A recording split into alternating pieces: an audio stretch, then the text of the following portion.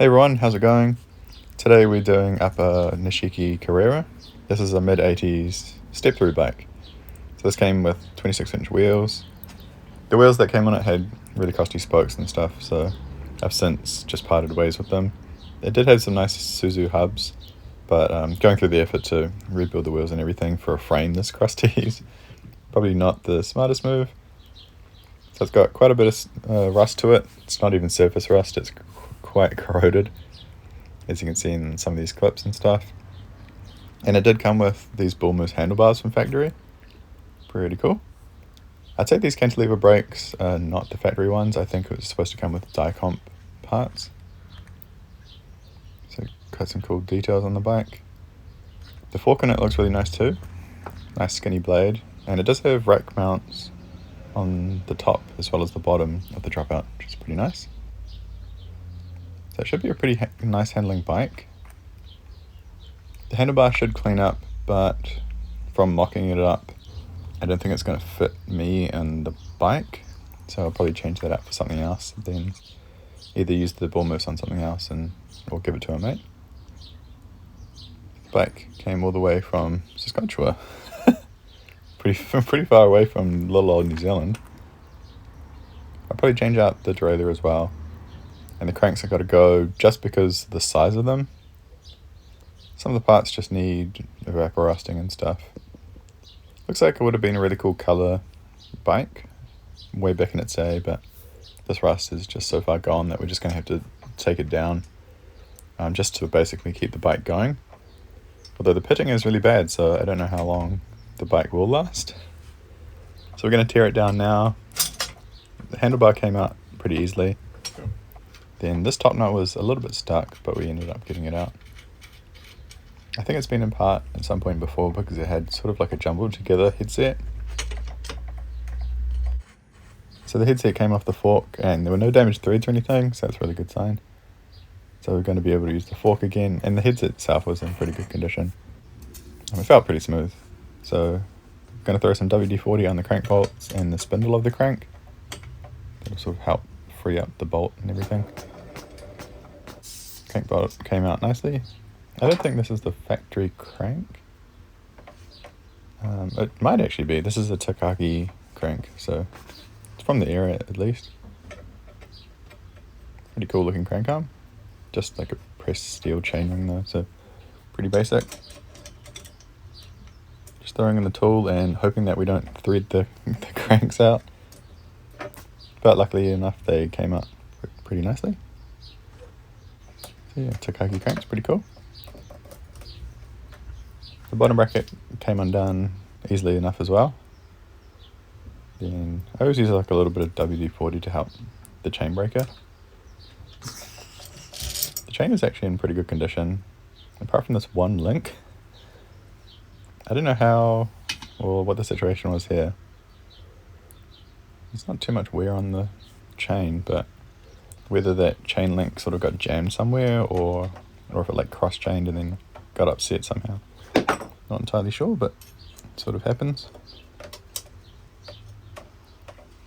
So the non-drive side on the bottom bracket was a little bit stuck, but just tighter than what they would normally be. Now I didn't have the proper tool for this non-drive side cup. It's a really strange tool. So I just used like my pin spanner and that got it undone. This is about as tight as what they normally are. So pretty loose in other words. They just seem to come out, those non-drive side adjustable cups, which is pretty handy. So it did come with this blue lug sticker. So the previous owner was a bike enthusiast as well. I guess it's a basic way to sum it up for bike nerds and stuff. But pretty cool rig this. So it does have the pulley for the rear brake, which is pretty typical of the Mixie frames. Does have a few damaged parts like the cable guides back there, and then this is some of the bad rust. It's just everywhere, so we're going to have to take out a lot of the paint off. So this bike would be a really good candidate for a respray, but because there's so much pitting and everything, it's kind of not really the best idea for it, because if you respray it and then eventually sell it, it's hiding all this corrosion and stuff that's done to the frame. So because there's so much pitting and stuff, I think the best idea is just to keep it as a Ratbike, and that way we can sort of keep an eye on any damage in the future. So there's quite a few different ways to sort of keep the patina of a Ratbike. There's so many different ways. I've done quite a few different ways, but this is sort of the one I chose to do for this. Basically, because the rust is so bad, that filing out the rust and stuff is probably the best way that I can see the extent of the damage. So you can just wire wheel it down and everything, but sometimes that doesn't get out some of the deeper rust. So filing it away and stuff, you can sort of see how bad it really is. Sometimes it's just needed. So I really don't want there to be any rust holes or anything. That's sort of like the worst case scenario. So filing through some of these rusted spots is like the quickest way, but there's just so much rust underneath the paint that I ended up taking off so much of the paint itself. I was hoping it'd just be spots and stuff, but you can see here on the chainstay, I'm guessing this is where there was a stand that had rusted quite a bit, and on the top tube here you can see some big bubbles have formed, so hopefully there's no holes under there. So filing them off and everything, you can start to see some really big dents of rust. So it's eaten away at so much. It's kind of hard to see here, but this is a bit of a bit of a crevice. You can sort of see it. There's no hole here, but this is definitely a weakened spot. So I wouldn't say the frame's a write-off. You can still ride it. It's just going to be certainly compromised from its original state. If this was in the chainstay, like that spot by the stand, or where the stand would be, that would be quite a weak spot, I would say. But in the top tube in this spot, shouldn't be too much of an issue. But I'll definitely keep an eye on each of these spots anyway. To keep the patina, we're going to use some boiled linseed oil. So this just leaves like a sort of a satiny finish. You don't want to put too much on because that can leave it sticky, and then you really don't want to touch the frame. So you want to do it like as thin as possible and then let it out in the sun, and that should sort of set it. Basically, if you put on too much, just keep wiping it down with a rag. But also, you got to be careful when using a rag with the boiled linseed oil because it can apparently combust. So you want to wash it out like as quick as you can. And that's the frame just sitting out in the sun. Then I check it the next day. Just sort of run your finger across it, and if it feels sticky or if it leaves some residue on your finger, then you need to wipe it down some more, that you've put too much on. So the frame overall, it only has like a couple of really bad spots, like the chainstay and that top tube there. It kind of sucks really, but the patina looks really cool. I really like the paint sort of torn look. Looks really cool.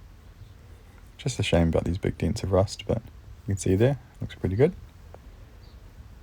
So the bottom bracket, you can see it looks pretty crusty in here, but this is just sort of rusty grease. But there are some sort of rust and paint bits and threads. So we're going to clean that out and then chase out the bottom bracket, just to make things better in the long run. So we'll have some nice fresh threads to put the bottom bracket in. It's a pretty handy tool to have. I initially got this for the Rally 20 build. So chasing the Rally 20 threads to like a regular bottom bracket size. And ever since, I've just used it on some of the crustier frames and it's been really good. I think have I done 2 Rally 20 rethreads? Yeah, really cool. I want to do another Rally 20 at some point. But back to the Nishiki. Cleaning up the headset. The headset looks in pretty good condition. There's a little bit of rust on the outside of this cut, but nothing too bad. And clean up the bearings. One of the bearings popped out, but the cage just sort of deformed a little bit, but overall is in good condition. No pitting on the balls or anything like that, so good to go again, especially in a Ratbike. I don't know if anyone else does this, but I tend to put like a little bit of the excess grease on the steer tube. Something in my head just says just a little bit of grease will prevent some rust here, so especially if it's an unpainted stereo tube. But it's just like one of the habits that I get into. Wiping off the excess grease from the headset and putting it into the stereo tube for the coil stem. It's at this point where you would normally put the cable hanger on, but I forget that. And then come back to it later on. So I just use like a couple of spacers. But eventually come back and take out one of those spacers. So now I need to figure out what stem I'm going to use with the handlebars. This is a pretty cool Nitto stem that I've got. It's a chromoly one as well with the pulley. So that's, I think, that's why I forgot to use the cable stop in the headset. But we'll see what happens with the stem anyway. So I don't have the proper bolt and top washer. I forget what it's called. Kind of like a drop washer. So I don't have the proper angled one, so we've got to sort of make some kind of fitting for that. So luckily handlebars are the same diameter, 22.2, and then the drop washer fits in here nice and snug. So we can cut off a section of this and then shave it down to suit. So I've just got this thick-walled alloy handlebar, which should do a pretty good job. Then that's it, the right angle. We just need to shave it down so that drop washer can sort of lock it in place. And we found a longer one, so that's nice and secure there. So you can see the longer one gives like a nice bit of, it secures that little wedge in there. Because otherwise, obviously, as you tighten it, it'll just shift back. Cleaning up the handlebar, just using the tinfoil trick with some WD-40. WD sort of lubricates and softens the rust. And in theory, the aluminium foil or tinfoil doesn't scratch the chrome. But you got to be careful because any debris and stuff that you take off will sort of scratch the chrome. So keep cleaning as you scrub. Throwing the stem on, we're going to put the handlebar on and see how that looks. But it secures down with that extra little wedge there. Nice, didn't shift or anything. Looks pretty cool in the stand. It's quite long and then it looks completely hideous. That's not my jam, so I tried a couple other stems. I had this, I think this is a Tiogo one. Prestige stem, maybe. And then I tried a different handlebar and stem setup as well. That didn't drive right, so I just ended up putting on this road stem, which I think is probably the best looking stem for this handlebar. So I think we'll go with that. But before we do that, we're going to take out all of the parts that need to be evaporusted. So the brake pads and the brakes were a little bit stuck here, but got them out. And some of the other bolts and stuff had some surface rust as well. So before the evaporust, we give them like a little bit of a clean and some degreaser. Also the shifter we're going to use, the mount itself had a little bit of surface rust. So we can just paint this, but we're going to evaporust it as well, because it's like we might as well, right? If you don't have evaporust, just some vinegar and stuff. Works really well, apparently. I haven't used it in a long time, so can't comment on the comparison to evaporust.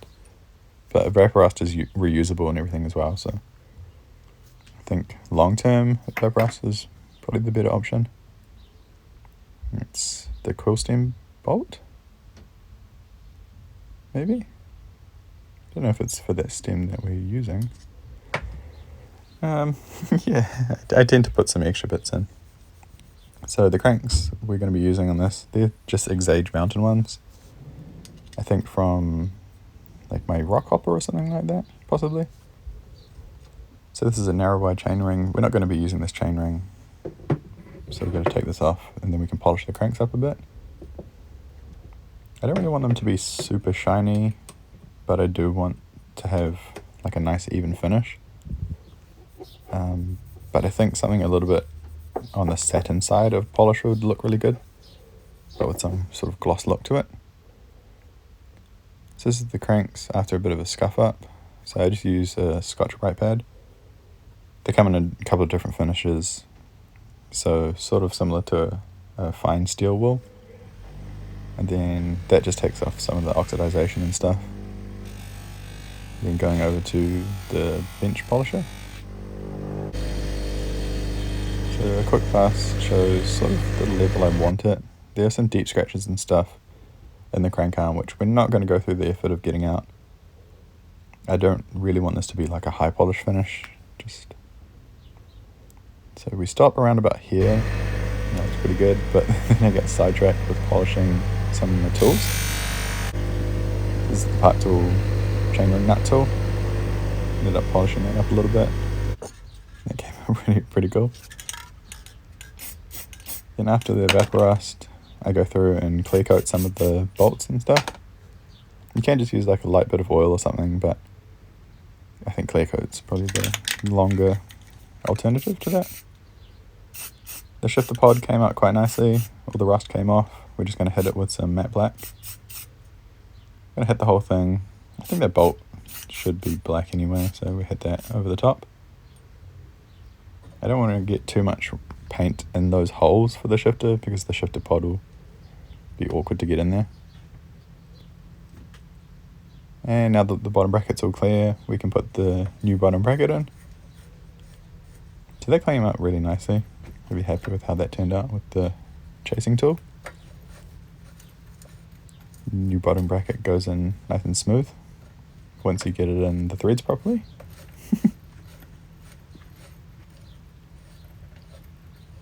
I always use an excess of grease here. It just helps in the long run. And shove like a little bit in the spindle, and then just a touch on the outside of the spindle on the tapers there. I don't really like to use too much because you never know. But yeah, I certainly use a little bit on the tapers there. And we're going to throw the cranks on. So we're just testing this chainring. So I've got the rear wheel sort of mocked up in there, and we can gauge roughly the chain line. So you want the chainring to sort of center itself inside the cassette. And this isn't a narrow wide chainring as well, but it is a single speed one, so the teeth are a bit deeper than a geared chainring. Now this bike was a 6-speed from factory. Ooh, 6-speed or 5-speed? But you can see that it's about 125. It should be about 126, 27 or so millimeters wide, but the hub, the 7-speed wheel that we're going to be putting in there is 135 wide. So we've got to space the frame a little bit. We're just going to cold set this. But because it's a mixty, it's got these extra tubes here, so it's quite stiff. So we're just doing this by hand, just by grabbing on things. So I don't really want to pull the dropouts, because then you have to like realign them and everything. So we're just pulling sort of on the chainstay and the seat stay there. Then it opens up a little bit. This in theory should be pretty even, but it doesn't really pull it that even, so swapping it around to the other side. Then you want it just a little bit under, and then you can spring it open a little bit to get the wheel in. Because it will spring back and stuff, so you end up opening it up to 138, somewhere around there. And it springs to around there. So pretty cool. I'm going to clean up the rear wheel now. Just another little note. I didn't do it in this video, but you should really check the rear end with a string line as well. So you'd wrap the string line like around the dropouts and then up to the head tube and then back down to the other dropout. And there you can sort of see the gap between the string and the seat tube, and that will give you a bit of an eyeball of like if the rear end is crooked one way or the other, like if you open it up one way too much. You can Google that, just like string line the rear end of a bike, frame alignment, things like that.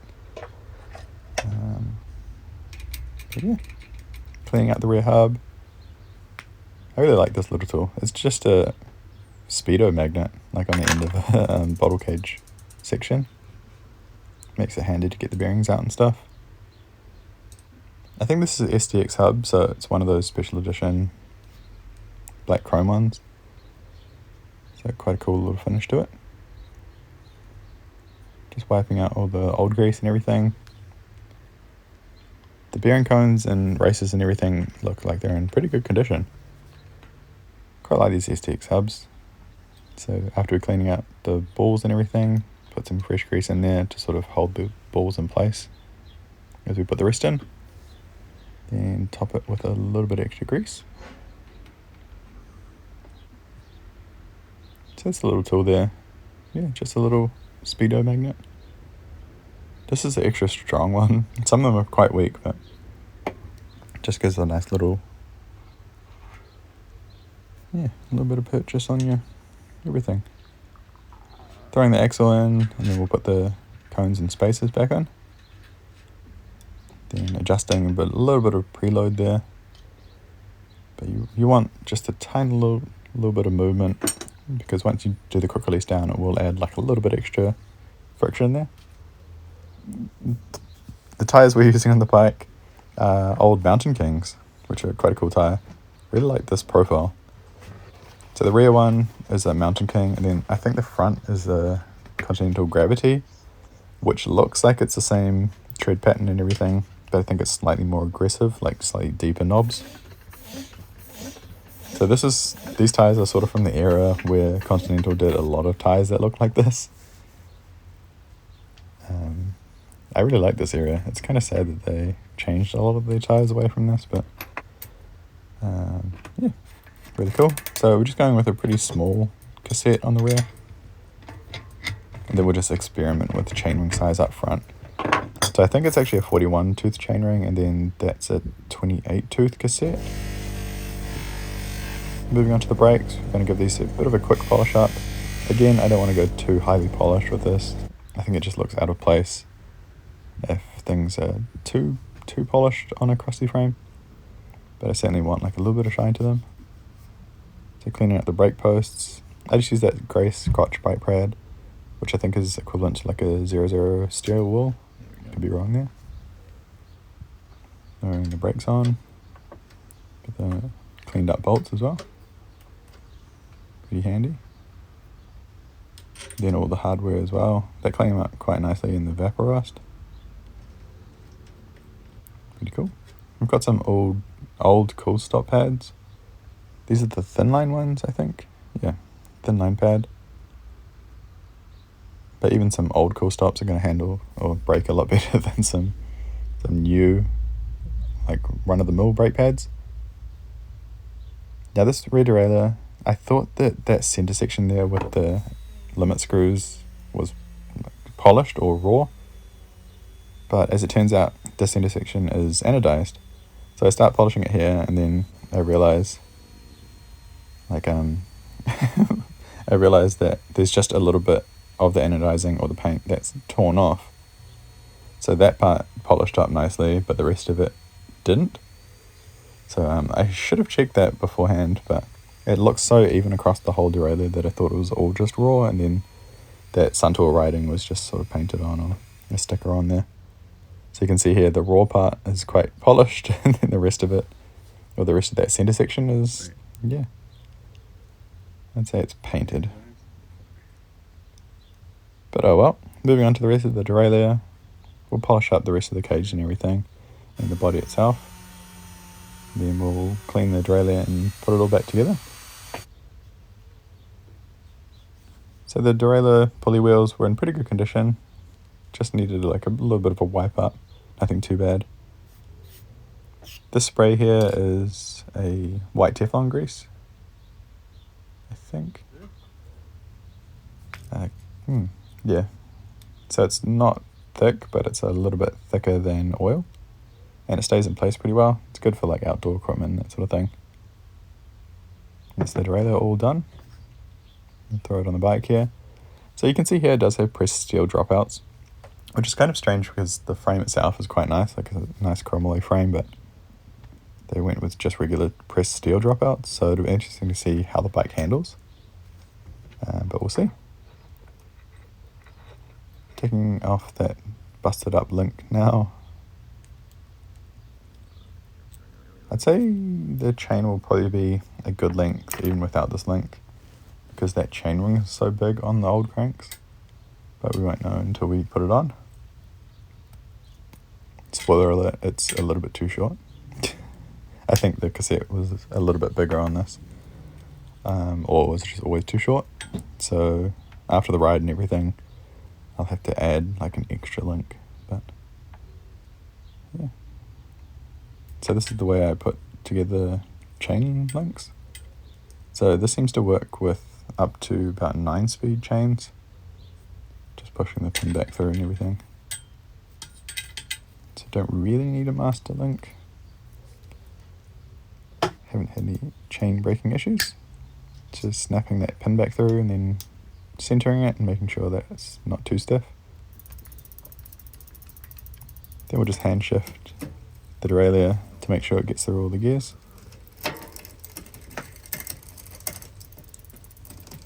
That's one of the really good things about friction shifters. You really just set the derailleur and then add enough cable tension and it shifts good. Adding some chain lube and wiping off the excess there. This is the shifter. So I've had these sitting around for a little while, but I think this is a really good applicant for the shifters. So it's obviously just 1x7, so we're just using the right hand side one. Quite a simple shifter really. These are friction and index, but we're just going to be using it on friction. Brake levers, we're using these really simple Shimano ones. I don't want to polish these up. I just use some red Scotch-Brite pad to clean these up a little bit, just to remove some of the oxidization and give them a bit of a brighter finish. And then we'll throw those onto the handlebars. These handlebars are found on a bunch of local bikes, but they kind of look like an old walled one. And this is the point now where I realize I need some kind of cable stop in the headset or something. I do have this cool Ritchie one which would fit, but it really wouldn't look good on the bike. So we've got this crusty one that we clean up a little bit. I just use a wire wheel on it and then some clear coat. And then banged it in there.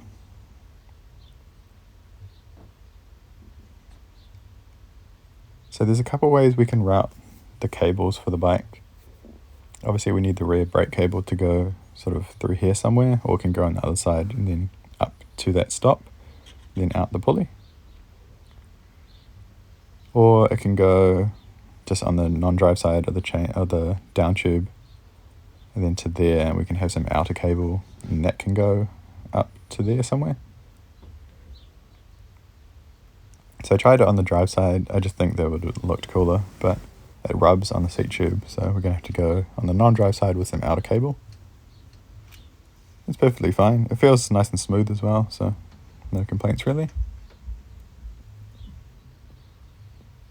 So we set the pad angle and distance from the rim, and then we move to the straddle cable. So you want that about 90 degrees, so you'll have to sort of change the hanger height. So it's around about right there. So it looks a little bit too shallow. You want this to be 90 degrees on most of these old Shimano brakes. So you can see there, moving the hanger up a little bit higher brings the angle up a bit. That's a nice 90 degrees when the pads hit the rim. It's pretty cool. Now we've got the cable for the derailleur all hooked up. We're going to shift through the gears, make sure we've got enough cable tension to select all of them. And you can see that derailleur, it just barely shifts through them. Just because that chain's like a little bit too short. But it's got enough play there that it's going to handle some bumps and stuff. It's not going to kill itself, so it's going to be okay for the first ride anyways. We'll change that at some point. One of the last things we're going to do is a front basket. So the rack that we're using is actually a rear rack, but it's got this excess here, so we can just trim off that front part. Technically, I think you could leave that on there, but I think it's going to look a little bit nicer with some trimming. So just trim off that section, and that's how it looks with it trimmed down. Just looks like a front rack now, like an old front touring rack. And then just file off the cuts and stuff, make it look a bit nicer. Then flatten some parts because we want the holes at a different level. It's a little bit too tall. The basket we're using is a walled one, but it's the skinny and tall. I can't remember, this might be a 135, I'll have to double check. So yeah, it is the walled 135. This bracket is not as pretty as what I would normally make. I don't spend too much time making the brackets, but I ran out of steel stock, so this is like a flat aluminium plate.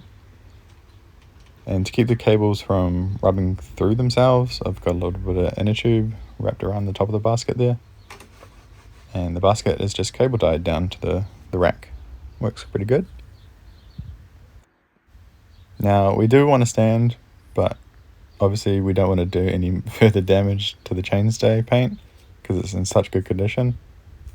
So the stand that we've got, I've quickly polished it up, but we really don't want to do any more damage to this paint. So I've got a little bit of inner tube wrapped around the stand mount because that paint's so precious, and yeah, we just really can't afford to do any more damage to it.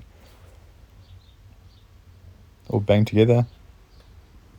So one of the last things is the grips. So I've got a little bit of isopropyl alcohol smeared in there, and it makes for a really easy grip install. I think it's pretty well all done. I've got to check that the stand height is appropriate. We might have to cut that down. We've got to make sure that the brakes work properly. Got a bit of a test ride, but provided that all goes well, we're going to take it on some little off-road action. So the basket and the stand sort of make it look like it's going to be a shopping bike, which it kind of is, but I definitely want to take it off-road just because it's a Step-thru 26-inch thing, like a ATB from back in the day, which I think would be really cool to see how it handles off-road. I know the skinny fork up the front, it's not going to take too much abuse, so I'm going to watch out for trees.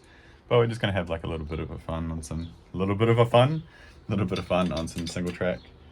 Oh, I got to put something in that front brake too. So I think we'll put something. Quiet. It doesn't really matter how it looks, right? Get that flip up there.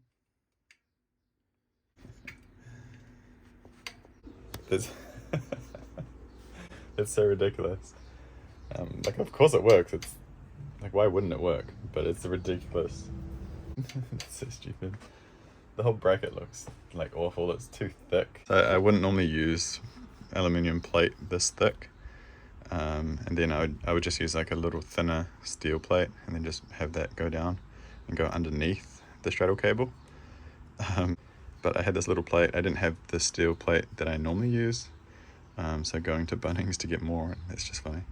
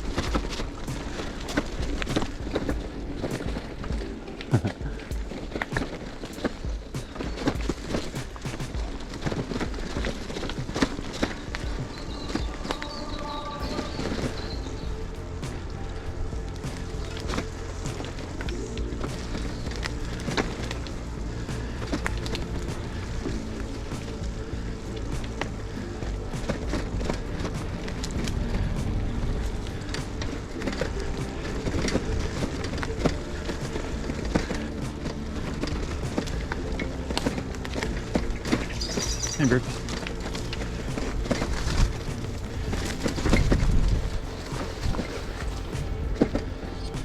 Yeah, just wipe everything from before.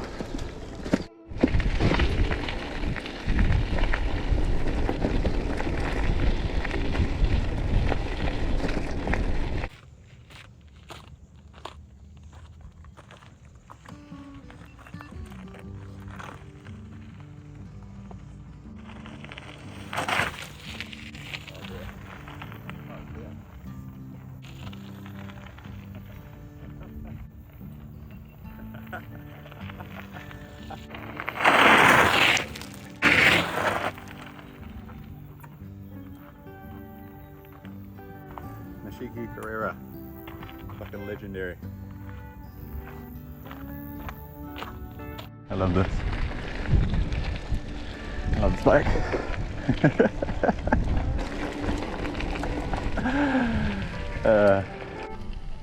So that's about all for today's video. Really enjoyed riding this bike. It was actually pretty surprising how well it handled off-road. I thought it was going to be like a weird mix of geometry, but it was pretty nimble actually.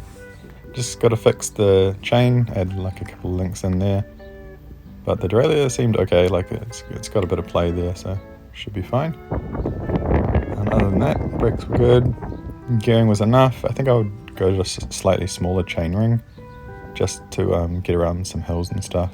I think this is a 41 tooth and we'll go down to like a 30, 36 I think would be fine. But yeah, really like the bike. It's way too small for me, but heaps of fun to rip around and only on short little rides.